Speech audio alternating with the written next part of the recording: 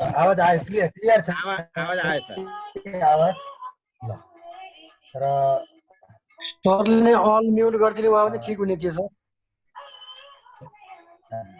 ल मैले सुरु गर्नुसम्म हाम्रो यस कार्यक्रम सञ्चालक डाक्टर दिलनाथ जङ्गालज्यू अनि यो कार्यक्रममा सहभागी हुनुभएका सम्पूर्ण विज्ञ सरहरू, म्याडमहरू, अब यो आज बजेटको सन्दर्भमा यहाँ बोल्नुपर्ने कुरा, अब बजेटको बारेमा प्रशस्त कुराकानीहरू आइरहेका छन्। अब धेरै नयाँ कुराहरू बोल्न सकिने अवस्था पनि छैन, किनभने 15 गतेदेखि लिएर अहिले यो सारा अनलाइन मिडियादेखि लिएर युट्युबहरूदेखि लिएर अथवा टेलिभिजन कार्यक्रमहरूदेखि लिएर सबै किसिमका कुराहरूमा हामीले हेर्ने हो भने बजेटको बारेमा असाध्यै धेरै कुराकानीहरू भइसकेका छन्। त्यस कारणले गर्दा मैले अघि हाम्रो कामानन्द सरको कुरा पनि सुने, हाम्रो डाक्टर अर्जुन बरालको कुरा पनि सुने। मैले ती कुराहरूलाई मैले पनि भने जस्तै ठानेर त्यसमा मेरो सहमति कायम यथावतै राखेर म ती फिगरहरू नदोर्याइकन मैले अलिकति यो बजेटको सन्दर्भलाई हामी के अर्थमा आशावादी हुन सक्छौँ र के अर्थमा यसमा समस्याहरू छन् भन्ने कुरालाई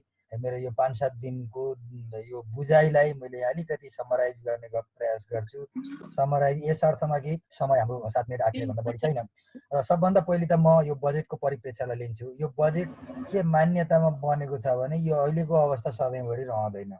कोभिड-19 हामीले 6 महिना 7 महिना आदि इत्यादि भने पनि मैले खास गरी यो अहिलेसम्मको अध्ययनबाट 3वटा कुराबाट हामीले कोभिड-19 अब हामी चाहिँ एउटा हाम्रो यात्राको बाधक नहोला भन्ने मैले एउटा ठानेको छु। पहिलो त एउटा कुरा के हो भने यस्ता महामारी योभन्दा बढी पर्सेन्टेजमा प्रतिशतमा मानिसहरूलाई चाहिँ लैजाने खालका महामारीहरू पनि निश्चित समयको अन्तरालमा नियन्त्रणमा आएका छन्। त्यस कारणले गर्दा यो पनि एउटा नियन्त्रणमा आउन सक्दछ, मेरो एउटा बुझाइ हो। किनभने यहाँ थुप्रै यो सन्दर्भमा मैले मेडिकल साइन्सका मानिसहरूबाट पनि कुराकानी सुनियो। त्यस कारणले गर्दा यो बजेटले जुन यो कोभिड-19 यो समस्या, यो महामारीको समस्या वर्षौँ जाँदैन, 1-2 महिनामा त्यसलाई हामीले बुझेको जस्तो गरेर बजेट बनाउनु भएको छ। त्यसमा मेरो पनि एउटा समर्थन के हो भने यो लामो समयसम्म नजाने एउटा यो पहिलेका नियन्त्रणमा आएका छन्। अर्को कुरो अहिले नयाँ फेरि एउटा कुरो के आएको छ त भन्दा अब यो बिचमा मास्क लगाउनेदेखि लिएर धेरै कुराहरू हामीले सिक्यौँ। यो सिकेको कुरालाई हामीले तुरुन्तै लिपिबद्ध र वस्तुगत रूपमा भन्न नसके पनि कम्तीमा हामी मास्क लगाउने, हात धुने अथवा कति दूरी राख्ने भन्ने कुरो यो वास्तवमा हामीलाई बिल्कुलै थाहा थिएन। यो यसै पनि 60-70% त अहिलेको हाम्रो व्यवहारमा आएको परिवर्तनले गर्दाखेरि नै यसले अलिकति सुधार गर्छ। त्यस कारणले गर्दा हामीले यसमा असाध्यै धेरै डराउनु पनि पर्दैन, यो नियन्त्रणमा आउँछ। र मैले तेस्रो मेरो बुझाइ भनेको आजभन्दा 100 वर्ष अगाडि आएका यस्ता किसिमका पेन्डामिक समस्याहरू पनि त्यति बेलाको विज्ञान र प्रविधिले समाधान गरेको थियो भने अहिले त झन् कयौँ गुणा फास्ट, कयौँ गुणा छिटो र वैज्ञानिकहरू हामीभन्दा छिटो इन्टरेक्सनमा आउन सक्ने अवस्थामा भएको हुनाले उनीहरूले काम गरिरहेछन्। यद्यपि उनीहरूको आफ्नो आफ्नो लबी अनुसारको प्रतिस्पर्धा होला, तर जे भए पनि हामीले के देखिरहेछौँ भने अहिले हामीले आयुर्वेदको तर्फबाट हुन्छ कि अर्को तर्फबाट हुन्छ कि युनानीबाट हुन्छ कि होमियोप्याथीबाट हुन्छ कि यस्ता यति अनेक प्रयासहरू भएका छन् जसले गर्दा यसले धेरै लामो समयसम्म लिन पाउँदैन। त्यस कारणले गर्दा हामीले यो मान्यतामा मैले यसलाई चाहिँ अलिकति यो बजेटलाई धेरै महत्त्वकाङ्क्षी आदि इत्यादि भनेर भन्दै पनि मैले यो नियन्त्रणमा आउँछ, सम्भावना हुन्छ। ल ठिक छ, 7%को बदला नभए 6.5मा होला, 6.5मा होला, तर एकदमै तल आउँछ, एकदमै नकारात्मक रूपमा मैले यसलाई बुझेको छैन। र यसको अब यो बजेटले ल्याउने विकासको सम्भावनालाई पनि अलिकति मैले गरेँ। अब अहिले एउटा अवसर पनि यसलाई हामीले लिनुपर्छ। यो समस्या हो तर अवसर। मैले पहिलेदेखि नै पनि मेरो बुझाइ के छ भने हामीले रेमिट्यान्सको रूपमा जति पैसा लिएर आइरहेका छौँ त्योभन्दा बढी पैसा हाम्रो रेमिट्यान्स र अरू रूपमा बाहिर जान्छ। उदाहरणको लागि तेस्रो देशबाट, गल्फ कन्ट्रिजबाट कमाएर ल्याएका मानिसहरूबाट जति पैसा आउँछ गल्फ कन्ट्रिज जानकै लागि पनि त्यति नै खर्च, फेरि त्यति नै नभए पनि केही कम मात्रामा वैदेशिक मुद्रा प्रयोग भएकै छ र ठुलो परिमाणमा त्यो भारततिर गइरहेछ खुला सीमा भएको नाताले। त्यस कारणले गर्दा बाहिरबाट जनशक्ति आएर त्यो हामीले आपूर्ति गर्न सक्यौँ र हामी बाहिर जानु परेन भने मलाई जहाँसम्म लाग्छ वैदेशिक मुद्राको व्यवहार जुन हामीले अहिले बोकिरहेछौँ त्यो केही समयको लागि त पक्का अप्ठ्यारो हुन्छ। किनभने युज टुबाट अलिकति ट्रान्जिसन अनि अर्को युज टुमा जान अलिकति समय लाग्छ, त्यो आफ्नो ठाउँमा कुरा छ। अर्को कुरा मैले के बुझेको छु भने मेरो आफ्नो अध्ययनले रेमिट्यान्स विद्यार्थीहरूको अध्ययनबाट ल्याएका अब हामीले त थेसिसलाई पनि हेरिराखेका हुन्छौँ। उनीहरूकोबाट के देखिन्छ भने विदेशमा गएका मान्छे 100% कमाउन गएका मान्छे 100% या अत्यन्तै आर्थिक समस्या परेर मात्रै होइन, केही न केही देखासिखी र सामाजिक प्रभावको रूपमा पनि गएका छन्। यसको अर्थ सबै सम्पन्न गएका छन् भनेर मैले भन्न खोजेको होइन। केही यस्ता मान्छेहरू छन् उनीहरू आएपछि अब फर्किँदैनन्। अब उनीहरू नफर्किनुको अर्थ के हो त भन्दा यहाँ उनीहरू विभिन्न किसिमका कामहरूमा गर्न सक्छन्। यहाँ श्रम शक्तिको आपूर्ति हुन्छ। अहिले हामीले तमाम जग्गाहरू खाली देखेका छौँ। घर बनाउनु पर्यो, पूर्वाधार निर्माणका काम गर्नु पर्यो, सबै ठेकेदारहरूले जनशक्ति छैन, लेबर पाइएन, काम गर्ने मान्छे पाइएन भनिरहेको सन्दर्भमा त्यो आपूर्ति बढ्ने बित्तिकै त्यसले पनि अर्को एउटा सकारात्मक प्रभाव पार्छ। र अर्कोमा गएर के छ भने अब हामी यो लामो समय चाहिँ एउटा द्वन्द्व लगायतका अवस्थाहरू पार गऱ्यौँ। गएको 2 वर्ष पनि हाम्रो एउटा हिसाबले हो भने सङ्घीयता र स्थानीय निकायको चाहिँ अब कामको बाँडफाँड पारदर्शितामा धेरै ठुलो समस्या थियो भने अहिले केही हदसम्म त्यसमा सुधार। तपाईँ हामीले एउटा प्रमाणको रूपमा हेरेर त्यहाँको समस्यालाई राष्ट्रिय समस्या बन्न नदिकन इभन वार्ड अध्यक्ष प्रतिनिधिहरू लागेर क्वारेन्टाइन बस्ने कुरा यद्यपि 100% सक्सेस भयो भन्ने मेरो भनाइ होइन, तर उहाँहरू यसरी लाग्नु भएको छ कि त्यो समस्या राष्ट्रिय समस्या हुन्थ्यो, उहाँहरूले स्थानीय रूपमा त्यसलाई समाधान गर्नुपर्छ। यसको लागि मैले त उहाँहरूप्रति आभारै व्यक्त गर्छु, किनभने यो भनेको एउटा के हो भने जिम्मेवारी हो। अब विकासको जिम्मेवारी पनि गाउँमा पुगेको छ। अब चाहिँ माथिबाट हामीले स्रोत पठायो भने त्यहीँ गर्ने, यो हाम्रो काम रहेछ, हाम्रो समस्या हामीले समाधान गर्न सक्दो रहेछौँ भन्ने कुरा यसले अलिकति यद्यपि सिकाएको छ। यद्यपि यो राम्रो लक्षणले आएको होइन, तर पनि के भने यो बाध्यताले पनि कहिले हुन्छ नि राम्रो कुराहरू सिकाउँछ। अब हामी अर्को बजेटको सन्दर्भमा यहाँ कुरा गर्दा मैले धेरै ठाउँ म आफैले पनि लेखेको छु, लेखिएको पनि हामीले के कुराहरू देखाएको छौँ भने बजेटमा उठाएका यी 100% कुराहरू कार्यान्वयनको सवालमा यो समस्या हुन्छ भनेर अहिले हामी जुन भनिरहेछौँ, यो समस्यालाई समाधान गर्नको लागि हाम्रो त मौद्रिक नीति आउँदैछ जो असार अन्तिमतिर आउँछ भनेर भनिन्छ। जस्तो राहत बाँड्ने कुरा, ब्याजदर सहुलियतका कुरा, लगानीका कुराहरू, जुन कुराहरू अस्पष्ट छन्, यो कुरा त बजेटमा समरीमा आएको छ। यसलाई त ब्याङ्किङ क्षेत्रले क्लियर गर्छ। यसलाई ब्याङ्किङ क्षेत्रले क्लियर गर्ने हुनाले मलाई जहाँसम्म लाग्छ मौद्रिक नीतिले यसलाई अलिकति अझै राम्रो पाटोमा लान्छ। त्यस कारणले गर्दा यसलाई यो बजेटको कार्यान्वयनमा हाम्रा धेरै आधार भएको कारणले गर्दा हामी गर्न सक्छौँ भन्ने कुराहरू छ। र स्थानीय निकायले विकासलाई प्रेरणा दिन थालेका छन्। जस्तो अब केही समय अघि तपाईँ हामीलाई यो अनलाइनहरूमा आएकै हो, 5 तर्फको एउटा गाउँपालिकाले आएर चाहिँ 40 मुरी 50 मुरी अन्न उब्जाउनेलाई, त्योभन्दा बढी उब्जाउनेलाई 1,50,000 यसरी चाहिँ हामी प्राइज दिन्छौँ भनेर उहाँहरूले इन्सेन्टिभ।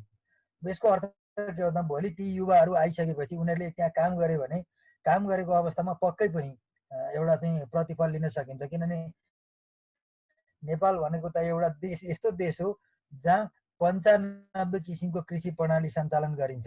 हाम्रो बुटवलदेखि लिएर रसुवाको धुन्चे, रसुवाको त्योभन्दा माथि यो के मेला लाग्ने एउटा जुन ठाउँ छ त्यसलाई के भन्छ, जनै पुण्यको लागि लाग्ने गोसाइँकुण्ड, त्यहाँसम्ममा हाम्रो 95 किसिमका कृषि प्रणालीहरू छन्। यसको अर्थ के हो भने हाम्रो त यहाँ हरेक 7 हप्तामा हाम्रो कृषि प्रणाली परिवर्तन गर्न सकिने ठाउँहरू छन्। यहाँ आएर सबै मान्छेले काम गर्ने वातावरण बनिसकेर स्थानीय सक्रिय भइसकेपछि त हुनसक्छ काहीँ धान नफल्ला, काहीँ मकै नफल्ला, तर खानेकुरा पक्का फल्छ। त्यस कारणले गर्दा यो बजेटले जुन अहिले स्थानीय निकायलाई जोड दिएको छ र सङ्घीयतालाई अलिकति पहल गरेको छ, यो फेरि यसको अर्थ बजेट पुरा भयो मैले भन्न खोजेको होइन, किनभने हाम्रो त स्रोत पहिलेको तुलनामा यसै पनि खुम्चिएको छ र यो पनि अब अझै खुम्चिन सक्छ भन्ने पनि हामीले भनिरहेका छौँ। तर म अलिक बढी आशावादी भएको हुनाले कम्तीमा यति जान सक्छौँ भन्ने मेरो एउटा किसिमको कुरा हो। अब ऋणको कुराहरूमा अब अर्थमन्त्रीले ठुलै जोखिम लिनुभएको छ।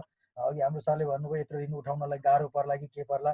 के छ भने हाम्रो देशमा पुँजी बजारहरूमा कहिलेकाहीँ सेयरहरू खुल्दा फ्लो भएको पैसाहरूलाई हामीले हेर्दाखेरि हामीले ऋण उठाउनलाई त्यति धेरै ठुलो समस्या छैन। तर त्यो ऋण उठाएर राम्रोसँग तुरुन्तै उपलब्धिमूलक काममा लगाउन सकिन्छ कि सकिँदैन भन्ने कुरामा मात्रै हाम्रो अलिकति संयन्त्रहरूलाई चुस्त बनाउनु पर्ने अवस्था छ। त्यस कारणले गर्दा हाम्रो ऋणहरू हामी त्यसलाई प्रयोग गर्न सक्ने वातावरण बन्ने हो भने, किनभने ऋण त आफै 10% ब्याजको ऋणले 15% रिटर्न दिन थाल्यो भनेदेखि त यसै 5% माथि भइहाल्यो नि। प्रश्न हाम्रो प्रोडक्टिभ क्षेत्रमा हामी कति जान सक्छौँ भन्ने सम्मको त्यो कुरा हो। त्यस हुनाले अहिले स्थानीय निकाय लगायतका सबै किसिमका कुराहरू काम गरिरहेको सन्दर्भमा मलाई जहाँसम्म लाग्छ यो समस्या नहोला। भिल्ला सर, अब म कति 2 मिनट बोल्न सक्छु अझै है?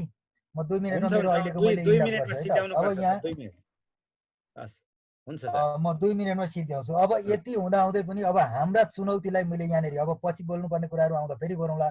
हाम्रा चुनौती के हो भने हाम्रा अहिलेसम्मको यो प्रशासनिक संयन्त्र शुद्ध प्रशासनिक हाकिमशाही शासन गर्ने मात्रै धेरै राम्रो हुँदा पनि शासन गर्नेमा राम्रो अवस्थामा मात्रै हो। नराम्रोको त कुरा नगरौँ। अब विकास प्रशासन हाम्रो पुरा रूपमा विकास हुन सकेको छैन। यसमा त पहिलेको हाम्रो राज्य संयन्त्रले नै किनभने कहिलेकाहीँ हुलाकको मान्छेलाई लगेर कहिलेकाहीँ प्रोजेक्टको म्यानेजर बनाउने, एक ठाउँको मान्छेलाई ए भन्ने ठाउँको जुन जानकारी नभएको मान्छेलाई लिएर जाने, जसले गर्दा पर्फर्मेन्स अडिट हुन सकेन। पर्फर्मेन्स अडिट हुने गरी हामीले यसलाई ल्याउनुपर्छ। यो बजेटले यो कुरालाई अलिकति फोकस गर्नुपर्थ्यो। यो कतै कमी हो कि भन्ने मलाई अलिक लागेको एउटा समस्या हो। अर्को कुरो यहाँ अहिले अघि अर्जुन सरले पनि उठाउनु भयो, मलाई पनि यो अलिकति किन लागेको भने निजी स्कुलहरूले स्थानीय स्तरको आफ्नो नजिकको कुनै एउटा सरकारी स्कुललाई शैक्षिक सामग्रीले सम्पन्न गराउनुपर्छ। यो मलाई जहाँसम्म लाग्छ सामाजिक उत्तरदायित्व पुरा गर्नुपर्छ भन्ने कुरामा विवाद नहोला, तर तोकेरै तिमीहरूको यो जिम्मेवारी तिमीहरूले यहाँ पुरा गर्नै पर्छ यो भनेर भन्ने हो भने भोलि निजी क्षेत्र अर्को निजी क्षेत्रलाई पनि यो आउगुजी हुन्छ। अर्को निजी क्षेत्रले पनि के जिम्मा लिने त? किनभने यहाँ हो सोसियल रेस्पोन्सिबिलिटी त्यो भन्न सकिन्छ। नाफाको यति प्रतिशत तिमीहरूले शैक्षिक क्षेत्रमा सामाजिक जिम्मेवारी पुरा गर भन्न सकिएला, तर स्कुलको शैक्षिक सामग्री तिमीहरूले जिम्मा लिनुपर्छ, तिमीले यो लिनुपर्छ भन्ने किसिमका कुराहरूमा मलाई पनि अलिकति चित्त बुझेको छैन यो ठाउँमा। किनभने निजी क्षेत्रको उद्देश्य भनेको नाफा गर्ने हो, नाफाबाट केही मात्रामा सामाजिक दायित्व पुरा गर्नुपर्छ भन्ने पनि हो।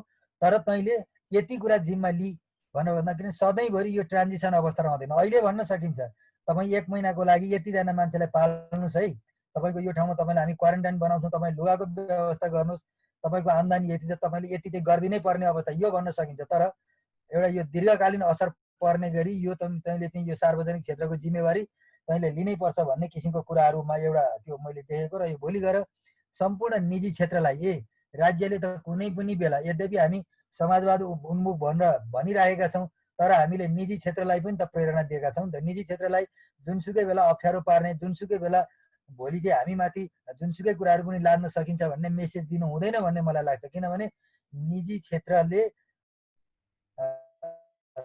70-72-73% अघि सरले 80 भन्नुभयो, मलाई अब 70-72 पढे यस्तै बढे जस्तो लाग्छ। एनिवे 70 देखि लिएर 80% सम्म रोजगारीको भार वहन गरिरहेकोलाई उनीहरूलाई कुनै किसिमको उदासीनता आउन नदिनको लागि यस्तो कार्यक्रम चाहिँ नल्याएको भए हुन्थ्यो भन्ने मेरो एउटा हो। अब मैले यसमा समयको पाबन्दीले मैले गर्दाखेरि यति नै कुराहरू गरेँ। मैले फिगरहरू दोहोऱ्याइन र फेरि मौका पाएँ भने अरू केही सप्लिमेन्ट्री कुराहरू मैले गर्नु पर्यो भने त्यस पछाडि मैले गर्छु। हस्, धन्यवाद आदरणीय प्रायरा चक्रपाणी लुइटेल सरलाई राम्रो प्रस्तुतिकरण, गहकिलो प्रस्तुतिकरणको लागि। यस पछाडि म आफ्नो प्रस्तुतिकरणको लागि गण्डकी प्रदेशबाट प्रायरा लेखनाथ भट्टराई सरलाई म हार्दिक अनुरोध गर्दछु। लेखनाथ भट्टराई सर। धन्यवाद।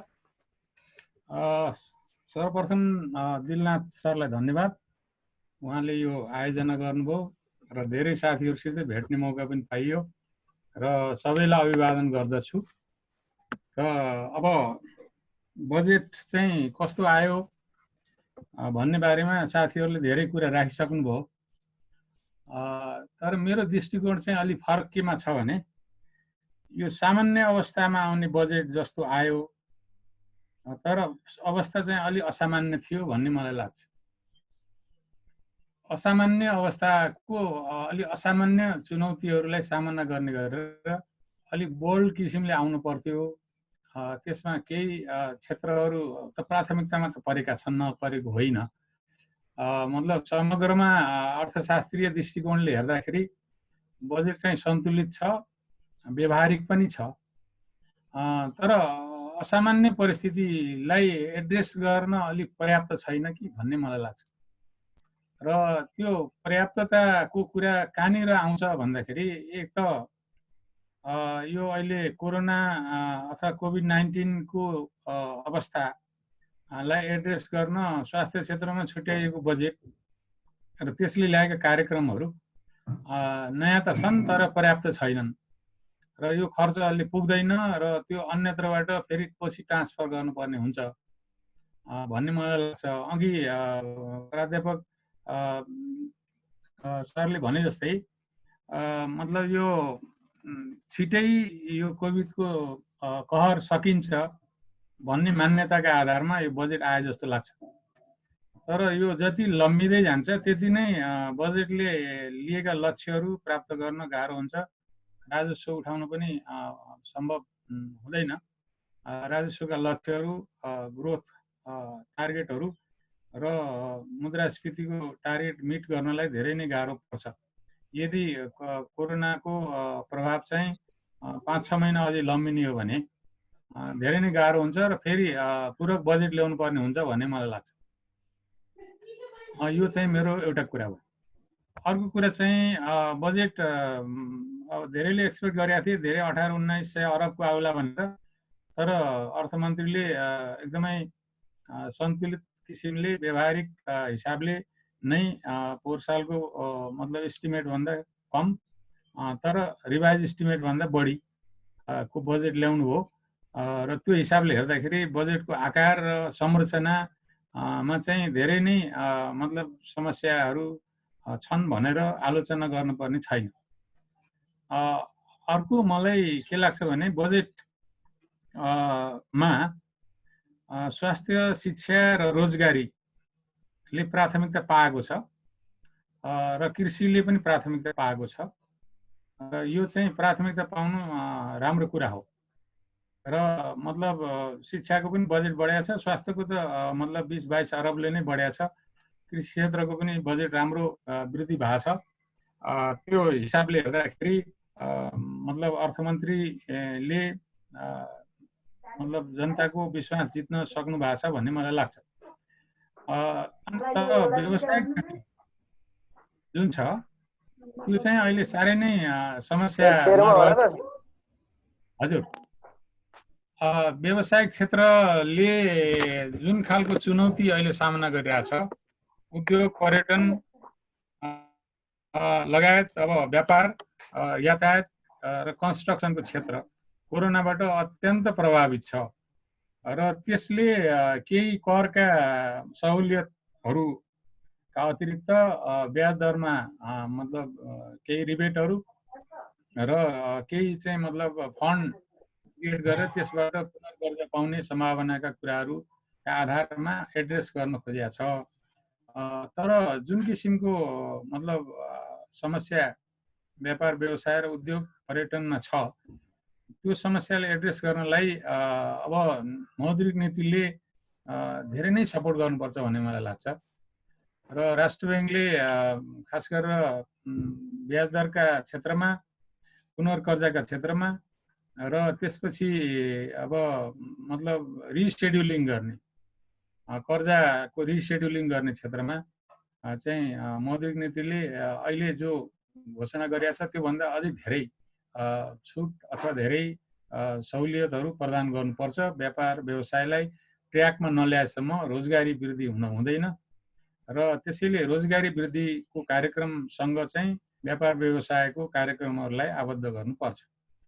जहाँसम्म कृषि मन्त्रालयले जुन खालको योजना कृषिलाई मतलब अगाडि बढाउनको लागि नेपालमा कृषिको खास समस्याहरू पहिचान गरेर जुन कार्यक्रमहरू ल्याएको थियो त्यो पर्याप्त मात्रामा एड्रेस भएन। तर पनि भूमि ब्याङ्क को कार्यान्वयन गर्ने र त्यो भूमि ब्याङ्क मार्फत चाहिँ करार खेती अथवा जग्गालाई करारमा दिएर व्यावसायिक फार्महरू खेतीमा अब चाहिँ मतलब परम्परागत जीविका खेतीले देशमा उन्नति हुने, रोजगारी बढ्ने र मतलब कृषि क्षेत्रका कृषकहरूलाई आकर्षित गर्ने र विदेशमा गएर फर्केर आउनेहरूलाई आकर्षित गर्ने सम्भावना रहन्न। त्यसो भएको हुनाले व्यवसाय खेती अथवा फार्मिङ मतलब कम्पनी टाइपको फार्मिङ गर्नको लागि जग्गाको उपलब्धता आवश्यक हुन्छ। धेरै जग्गाहरू खाली रहेका छन्, मान्छेहरू बसाइ सरेका छन् र ती जग्गाहरूलाई फेरि गुलजार गर्नको निम्ति लामो समयसम्म करारमा जग्गा प्राप्त गर्ने र त्यसको आधारमा खेती गर्न फर्महरूलाई आकर्षित गर्ने र ती फर्महरूमा व्यापक मात्रामा रोजगारी सिर्जना हुने सम्भावना चाहिँ छ र त्यो कार्यक्रमलाई मतलब खासमा कार्यान्वयन गर्ने हिसाबले अलि अगाडि बढाउनु पर्छ भन्ने मलाई लाग्छ र कृषिमा 42 अरब करिबको बजेट विनियोजन भएको छ र सिँचाइमा पनि 27 अरबको भएको छ। यी दुवै कृषिसित सम्बन्धित कुरा नै हुन्। तर कृषकहरूको मतलब बजार व्यवस्थापन र स्टोरेज र त्यसपछि कृषकहरूको बालीमा संरक्षण र उनीहरूको बजारको संरक्षणको लागि सरकार एकदमै प्रभावकारी रूपमा अगाडि आउनुपर्छ। एउटा समाजवाद उन्मुख अर्थतन्त्रको लागि यो अत्यन्त आवश्यक छ र त्यसमा जिम्मेवार चाहिँ स्थानीय तहलाई बनाउनुपर्छ। कृषि क्षेत्रलाई स्थानीय तहले म्यानेज गर्ने गरेर स्थानीय तहलाई मतलब प्रदेश र केन्द्र सरकारले सपोर्ट गर्ने किसिमले आउनुपर्छ भन्ने मलाई लाग्छ। अब जहाँसम्म मतलब नेपालमा एउटा यो बजेटले एड्रेस गर्न खोजेको एउटा महत्त्वपूर्ण कुरा के छ भने विगत केही वर्षदेखि साधारण खर्च जसलाई हामीले चालु खर्च भन्छौँ त्यो एकदमै आकाशिँदै गएको छ र विकास खर्च खुम्चँदै गइरहेछ तुलनात्मक रूपमा हेर्दाखेरि। र यो विकास खर्च फेरि तोकिएको विकास खर्च पनि खर्च गर्न नसक्ने हाम्रो चाहिँ खर्च गर्ने क्षमताको अभाव एउटा ठुलो समस्याको रूपमा रहेको छ। जति ठुलो बजेट ल्याए पनि आखिरमा कार्यान्वयन भएन भने त्यसको कुनै अर्थ हुँदैन। फेरि अहिलेको आर्थिक क्रियाकलापलाई चलायमान बनाउनको लागि सरकारले निजी क्षेत्रको कम्प्लिमेन्ट गर्नुपर्ने हुन्छ। किनभने अहिले निजी क्षेत्र एकदम सुस्त अवस्थामा छ, त्यो क्षेत्रमा सुस्ती छाएको छ अथवा एक प्रकारले डिप्रेसनै त नभनौँ हाम्रो जस्तो अर्थतन्त्रमा। त्यो सुस्तीलाई कम्प्लिमेन्ट गर्ने गरेर सरकारले आफ्नो खर्चलाई एग्रेसिभ रूपमा अगाडि बढाउन सक्नुपर्छ। र सरकारी खर्च बढ्दै गयो भने मान्छेको हातमा पैसा जान्छ, मागको सिर्जना पनि हुन्छ। त्यस कारणले व्यावसायिक क्षेत्रले माग प्राप्त गरेपछि नाफाको सम्भावना देखेर फेरि लगानी पनि बढाउन सक्छ र रिकभरीको लागि त्यो एकदमै राम्रो अवस्था हुन सक्छ। त्यसको लागि सरकारले खर्च कसरी बढाउने भन्ने कुरामा चाहिँ सबै परियोजनाहरू केन्द्रमा राख्ने खालको केन्द्रीकृत मानसिकतालाई त्याग गर्न जरुरी छ। अहिले पनि बजेटमा मेरो धारणा त के छ भने सङ्घीयताको मर्म अनुसार को मतलब बजेट आउन सकेन कि जस्तो लाग्छ। किनभने गत सालको अथवा चालु आर्थिक वर्षको मतलब वित्तीय हस्तान्तरण र यो वर्षको वित्तीय हस्तान्तरणको तुलना गर्ने भने सामान्यतया यो घटेर गएको छ। प्रदेश र स्थानीय तहमा जाने रकम घटेर गएको छ। हुन त स्थानीय तहले त खर्च गरेका छन्, प्रदेशले चाहिँ मतलब दिएको अनुदान पनि खर्च गर्न सकिरहेको छैन। र त्यो कुरालाई मध्यनजर राख्ने भने त दिएर के काम भन्ने हुनसक्छ। तर पनि अब बढी जिम्मेवार चाहिँ स्थानीय तहलाई बनाउनुपर्छ र स्थानीय तहमै कृषि, साना लघु उद्यम र पर्यटनका क्षेत्रहरूलाई स्थानीय तहले अगाडि बढाउन सक्ने भने र प्रदेशले त्यसलाई सपोर्ट गर्ने भने र केन्द्र सरकारले त्यसलाई नीतिगत हिसाबले मतलब सहयोग गर्न सक्ने भने कुरा अगाडि जान सक्छ र हाम्रो इकोनोमी रिभाइभ हुन सक्छ। त्यसो भएको हुनाले यो हिसाबले मतलब बजेटले सोच्नु पर्ने हुन्छ र सायद मलाई त के लाग्छ भने अब अबको 5-6 महिनापछि फेरि पूरक बजेट आउनेवाला छ र पूरक बजेट आउनुपर्ने पनि हुन्छ। किनभने कोरोनाको मतलब प्रभाव लामो समयसम्म गयो भने अहिलेको बजेटले अवलम्बन गरेका नीति कार्यक्रमहरू पर्याप्त नहुन सक्छन् र प्रभावकारी नहुन पनि सक्छ। त्यसलाई मध्यनजर राखेर मध्यमकालीन मतलब खर्च संरचना त छँदैछ, त्यसबाहेक मतलब मूल्याङ्कन गरेर बजेट फेरि ल्याउनु पर्ने पनि हुनसक्छ। घटाउनु पर्ला लेख्न सर टाइम। हजुर सर, अब मैले सक्न लाएँ। र अर्को अस्टेरिटी मेजर्स जुन भनिन्छ नि, सरकारले खर्च कटौतीका कार्यक्रमहरू चाहिँ पर्याप्त मात्रामा ल्याउन सकेन। खास गरेर सांसद विकास कोषको रकम त घटायो, तर त्यसलाई त पुरै हटाउनुपर्छ भन्ने विचार राख्छु मैले र त्यसलाई अन्यत्र खास गरेर स्थानीय तह अथवा प्रदेशमा लैजानुपर्ने हुन्छ बजेटलाई। र अनि खर्च कटौतीका कार्यक्रमहरूमा खास गरेर राजनीतिक क्षेत्रमा र मतलब प्रदेश अथवा स्थानीय तह र केन्द्र सरकारका खर्चका मतलब कार्यक्रमहरू घटाउनको लागि विभिन्न उपायहरू अवलम्बन गर्नु पर्थ्यो। त्यो प्रभावकारी रूपमा यो बजेटमा आउँछ भन्ने एक्सपेक्टेसन फुलफिल भएको मैले अलि पाइनँ।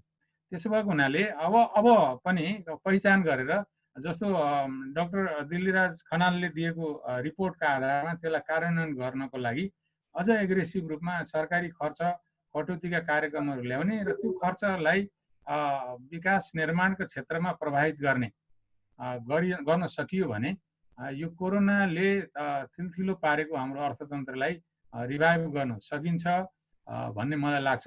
र बाँकी कुरा म अब आउने फेरि मतलब होला। अहिलेलाई यतिमै म आफ्नो कुरा यहीँ रोक्न चाहन्छु। धन्यवाद। धन्यवाद प्रस्तुतिकरणको लागि लेखनाथ सरलाई। अब यसपछिको प्रस्तुतिकरणको लागि म प्रदेश नम्बर 5 बाट प्रायः रामचन्द्र आचार्य सरलाई अनुरोध गर्दछु। रामचन्द्र सर। धन्यवाद दङ्गाल सर। सबभन्दा पहिले यो जुटाइदिनु भएकोमा दङ्गाल सरलाई विशेष धन्यवाद। र धेरै साथीहरू मैले देखिरहेको छु, धेरै सरहरूलाई देखिरहेको छु, सबैलाई म अभिवादन टक्राउन चाहन्छु बुटोलबाट। म रामचन्द्र। अब यो बजेटको बारेमा अघि कुरा आइसकेका छ, धेरै कुराहरू भएका छन्। यो बजेटलाई मैले सरसर्ती हेर्दाखेरि यो सन्तुलित बजेट हो, मध्यमार्गी बजेटको रूपमा मैले यसलाई पनि चित्रण गरेको छु। र यसका विशेषताहरू, प्राथमिकताहरू, यसका उद्देश्यहरूमा मेरो खासै मतलब विवाद छैन। म एउटै राख्दछु। अब यसको कुल बजेटको केन्द्र वा सङ्घले 67% र प्रदेश र स्थानीयले 33% बाँडिएको कुरा चाहिँ म एकचोटि साथीहरूलाई स्मरण गराउन चाहे। यसका सबल पक्षहरूमा हामीले हेर्छौँ कि यसको प्राथमिकतामा दिएका जुन रकमहरू छन् र थोरै भए पनि यसले यो कोरोनाको कहरभित्र मितव्ययिता हुने थोरै भए पनि, म धेरै भन्दिनँ, थोरै भए पनि मितव्ययिता हुने कोसिस गरेकोलाई हामी पोजिटिभ मान्नु पर्दछ। र कृषिमा शाब्दिक रूपमा है, मैले यसको पछि व्याख्या गर्नेछु, शाब्दिक रूपमा चक्लाबन्दी, करार खेती, भूमि बैंक, अब यसका चाहिँ स्टोरको व्यवस्था, कोल्ड स्टोर, यी शाब्दिक रूपमा पनि ल्याइएको छ है। र उद्योग तथा व्यवसायहरूलाई रिभाइभ गर्नको लागि 1,50 अरबको चाहिँ व्यवस्था गरेर 5%मा दिने कुराहरू पनि यसको गरेको छ। र यसले 7 लाख मतलब रोजगारी अभिवृद्धि गर्ने चाहिँ लक्ष्य राखेको छ, जसमा 18 अरब विनियोजन गरेको छ है। यहाँहरूलाई म स्मरण गराउँ कि यसरी र यसले पहिलोचोटि हाम्रो देशको बजेटमा फलानु क्षेत्रमा अङ्क तोकेर त्यहाँ चाहिँ 80% चाहिँ रोजगारी वृद्धि गरिनेछ भन्ने खालको कुरा गर्दै हाम्रो सीमाको प्रब्लमलाई मतलब हल गर्नका लागि बोर्डरमा 39वटा भए पनि नयाँ थप चाहिँ चेकपोस्टहरू राख्ने कुराहरू गर्यो। र नेपालको पहिलो हिस्ट्रीमा वर्क पर्मिट लागू गर्ने जुन कुराहरू यसले गरेको छ त्यो साह्रै सराहनीय कुराहरूको रूपमा मैले लिएको छु, जुन हाम्रो देशको लागि जरुरी छ। अब यसका यी मैले अङ्कको आधारमा यी सबै साथीहरूलाई सबै कुराहरूमा थाहा छ, तर यसका कमजोरीहरूको कुराहरूमा, यसका सबल पक्षको कुराहरू हामीले त्यो गरिरहँदाखेरि अहिलेको यो कोरोनाको कहरभित्र यसले चुनौती थुप्रै हुँदाहुँदै पनि हाम्रो जस्तो देशको परिप्रेक्ष्यमा हामीले यसबाट छलाङ मार्नुपर्ने खालको आउनु पर्दथ्यो। किन यो मैले यो भनिरहँदा कि हामी कहाँ अघि पनि कुरा उठ्यो, 70-80% चाहिँ निजी क्षेत्रमा काम गरिरहेका छन्। 50 लाख भन्दा माथि बाहिरबाट मतलब इन्डियामा चाहिँ हाम्रो रोजगारी चाहिँ गरेर अहिले फर्किँदैछन् होइन, आइरहेका छन्। त्यसमा कमसेकम पनि आधा आउलान्। त्यस्तै 48 लाख मानिसहरू श्रम स्वीकृति लिएर विदेश गइरहेका छन्। त्यसबाट पनि तपाईँ अबको अवस्थामा निश्चित रूपमा आधा वा 33% चाहिँ मानिसहरू हामी कहाँ आउने अवस्था छ। र प्रत्येक वर्ष 4देखि 5 लाख चाहिँ तपाईँको युवाहरू रोजगारको लागि तयार हुने तपाईँ हाम्रो आँकडाले बताइरहेको छ। यस अवस्थामा अहिलेको यो चाहिँ बजेटले थाम्न सक्ला त, रोजगारी दिन सक्ला त? फेरि यहाँहरूले चाहिँ अहिले पनि कुरा उठ्यो कि यसले साथसाथै आयातमा प्रतिस्थापन गर्ने र निर्यातमा वृद्धि गर्ने यो गोरेटो तय कतिको गर्यो त? यसले मुख्य कुरा चुनौती भनेको आयातलाई यसले प्रतिस्थापन गर्नेतिर उन्मुख छ कि छैन हाम्रो बजेट, यो हाम्रो प्रमुख कुराहरू हामीले हेर्नुपर्ने हुन्छ जस्तो लाग्छ हामी अर्थशास्त्रको विद्यार्थीको मतलब एउटा कारणले। अब अहिले भर्खरै पनि लेखनाथ सरले भन्नुभयो, अहिलेको युवा हाम्रो कृषि मन्त्री घनश्याम भुसालले निकै कृषिको चाहिँ एउटा नीतिहरू तय गरेर उनले बुँदाहरू गरेर स्थानीय निकाय समेत पठाइसकेका थिए। उनले मागेको बजेटमा हामीले वृद्धि गर्यौँ भन्नुभएको छ। तर यहाँहरूले आँकडा हेर्नुहोस्, राष्ट्र ब्याङ्कको साना किसान परियोजनाका लागि भनेर जुन 4 अरब समथिङ रुपियाँ गत वर्षदेखि छुट्याइएको थियो, अहिले त्यो रकमलाई अहिले कृषि मन्त्रालय अन्तर्गत जोडिएको छ, जसले गर्दाखेरि अब अहिले बढेको भनेको लगभग 1.5 अरब मात्रै हो। 1.5 अरबले कृषिमा कति अहिले यी दिएका कुराहरूलाई उसले मतलब पालना गर्न सक्दछ, लागू गर्न सक्दछ भन्ने कुरा हामी सहजै अनुमान गर्न सक्दछौँ कि यसरी मैले यहाँहरूलाई भन्न खोजेको कृषिको लागि जुन हाम्रो सबभन्दा अहिलेको अवस्थामा रोजगारको लागि पनि, किनभने निजी क्षेत्रले अहिले दिएको रोजगारी पनि फेरि दिँदैन, यो कटौती गर्छ, विस्थापित गर्छ। तपाईँ हामीले पनि हेर्नुहोस् कि अब जति मानिस लगाइराखेका छौँ हाम्रो उद्योग व्यवसायमा, अब त्यसबाट केही न केही पर्सेन्ट कर्मचारीहरू हटाउनु पर्ने, किनभने आफै चल्न नसक्ने अवस्था छ कोरोनाको कारणले। यो त्यति सजिलै हुँदैन, यहाँहरूलाई थाहा छ। संसारमा स्मल पोक्स बाहेक अरू सबै यस्ता खालका महामारीहरू जहिले पनि विदाउट मतलब मेडिसिन इन्जेक्सनको व्यवस्था नभइकन हल भएका छैनन् हिस्ट्रीमा हामीले हेऱ्यौँ भने। त्यस कारणले गर्दाखेरि अहिलेको कोरोना पनि त्यति सजिलै निमित्यान्न हुन्छ समयक्रममा भन्ने कुरो निश्चित पनि हुँदैन। यो कार्तिक मङ्सिरसम्म जान्छ र नेपालको कन्टेक्स्टमा मेरो अनुमान भनेको यो चाहिँ तपाईँको यो साउन 15 सम्म यो क्लाइमेक्स यसले लिन्छ, यो बढ्ने क्रममा हुन्छ। र अहिलेसम्म हिजोसम्मको डाटामा 10 अरब भन्दा बढी कोरोनामा खर्च भइसकेको छ भने अब त्यो अवस्थासम्म कति खर्च होला यहाँहरू सहजै अनुमान गर्न सक्नुहुन्छ। कति टेस्ट भएको छ, कति पर्सेन्ट टेस्ट गर्दाखेरि कति खर्च लाग्छ, यो कुरा चाहिँ हामीले मतलब एउटा गणितीय रूपमा निकाल्यौँ भने सहजै गर्न सक्दछौँ। त्यस कारणले यहाँ मैले भन्न खोजेको के भने अब यहाँ अहिले किसानको वर्गीकरण गरिनु पर्दथ्यो। किसान, गरिब किसान, मध्यम किसान, उच्च किसान गरेर त्यो किसिमलाई पनि जसरी उद्योगीहरूलाई यतिसम्मको नाफा कमाउनलाई यति भने जस्तो किसानहरूलाई पनि त्यो किसिमबाट दिएर उनीहरूलाई अनुदानका कुराहरू या ऋणका कुराहरू गरिनु पर्दथ्यो। त्यो यसमा गरिएन। हामीले कृषिलाई जबसम्म यान्त्रिकरण गरिँदैन तबसम्म कृषिको विकास हुन सक्दैन, हामी बुझिसकेका छौँ कि त्यस कारणले यान्त्रिकीकरण गर्न स्थानीय निकायलाई यति बिघा जमिनको लागि मैले यी चिजहरू दिन्छु, यो कुराहरू गर्छु, बिउ मलका कुराहरू यहाँहरूले देख्नु भएको छ। रासायनिक मलको लागि 11 अरब रुपियाँ छुट्याइएको छ। यो प्रत्येक वर्ष हामी यसरी गत वर्ष पनि 11 अरब थियो। अहिलेसम्म हामीले डाटा हेऱ्यौँ भने कमसेकम 35-40 अरब रुपियाँ हाम्रो खर्च भइसकेको छ रासायनिक मलको अनुदानको लागि।